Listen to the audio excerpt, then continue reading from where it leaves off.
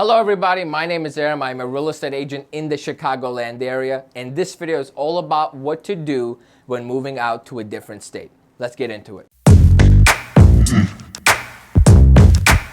Moving out of state could be a stressful process because there's a lot of moving parts involved. There's also a lot of unknowns. So whenever that happens, there's always extra problems that come up that you didn't anticipate or extra headaches that you don't want to deal with. So my goal with this video is to kind of give you a process and a system to follow to ensure you have like a smooth transition from the state you live in to the state you want to live in or you plan to live in the near future. So if you end up enjoying this video, if you find it helpful, please take just 1 minute, like the video, leave your comments below with any questions, concerns, or feedback you may have for me, and then subscribe to the channel for more content like this. The number one thing to figure out when you're moving to a different state is your exit strategy from the state you currently live in. What that means is if you currently own a home here, we have to figure out a way whether you're going to rent it or sell it to get you out of that home, right? Or if you currently lease or you live at home, that's the best position to be in because you just pack up and leave when your lease is up, or if you live at home, just leave whenever you like, right? But if you own a property, it gets a little bit more complicated. Number one, the best thing to do is to meet with a real estate agent. If you live in Illinois, let me know. If you have already a friend or if there's a realtor you work with in the past you like and trust, meet with them and figure out, number one, can you even afford to sell your house? Do you have enough equity in the property to sell it in the current market that you're in, right? That's number one. And then is selling the best option? You may want to rent it, whatever your specific case is. You have to meet with an agent and actually discuss that to figure that part out. Now, step number two is meet with a lender. You don't have to meet with them actually. Just call a lender. Your agent, if you're working with an agent you trust, will have a lender for you to reach out to and ask them, can I qualify for a mortgage while I still own this home? If you can get approved for a loan while still owning your current residence, that's a much better position than having to sell your home in order to qualify to purchase a home again. You see, if you have to sell and use those proceeds to buy a house, it just complicates the whole process. That's why it's important to get ahead of it and figure out if you're in that position to buy something in the state you're living in, and then take your time selling the home you currently own. That way you don't have to rush, you don't have to lower the price, and you could actually have some leverage when you're negotiating. Or maybe you may want to rent it and own it forever as an investment property. So if you ever decide to come back, you have somewhere to live. Now that we've figured out your exit strategy, the next thing to do is to find a house or a place to live in the state you're moving to, right?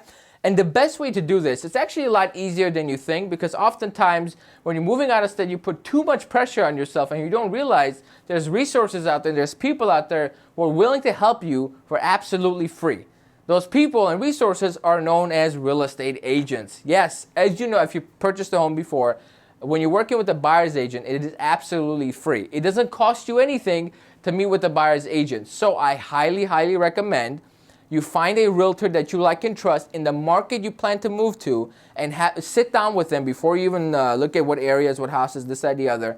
Sit down with them, share your criteria, and have them explain what the best areas or price points or things for you are going to be when you make your move, because they know their market a lot better than you do, or Zillow or anything, right? Because sometimes when you're looking at photos of a house on the internet, it may look fantastic, but then you may not know that that subdivision is in chaos, right? Or you may look at the condo building that looks great, and you might not know that the association is in shambles, and that's the one building you do not want to move into.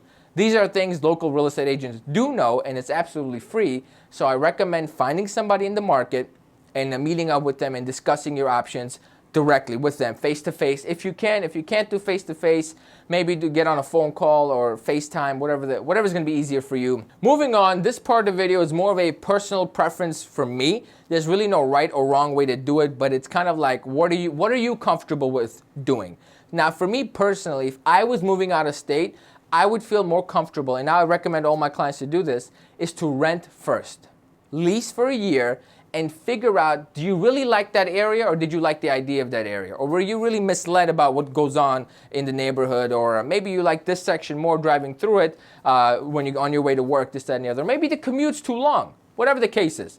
Lease first, and then take that time while you're living there, study your market, and then figure out really what neighborhoods or what areas you want to live in. And that would be the best approach. So let's kind of run it down real quick and wrap this video up. Number one, you figure out your exit strategy. If you don't own a home or you live at home, if you don't own a home, you lease or you live at home, boom, easy problem. You have no exit strategy. You don't have to worry about it. If you own a home, figure out, can you sell it? Is it better to rent? And then figure out, can you even qualify for a new mortgage while having that old mortgage on your record? All right? Or do you have to sell? And then number three is meet with an agent in the market you're moving to and then have them kind of show you around and share the options with you so you can make an informed decision that's not going to screw you in the future. I hope this was helpful. If you have any questions, concerns, like I said earlier, leave it in the comments below and I will definitely get to them. Thank you so much. Have a great day and good luck with the move.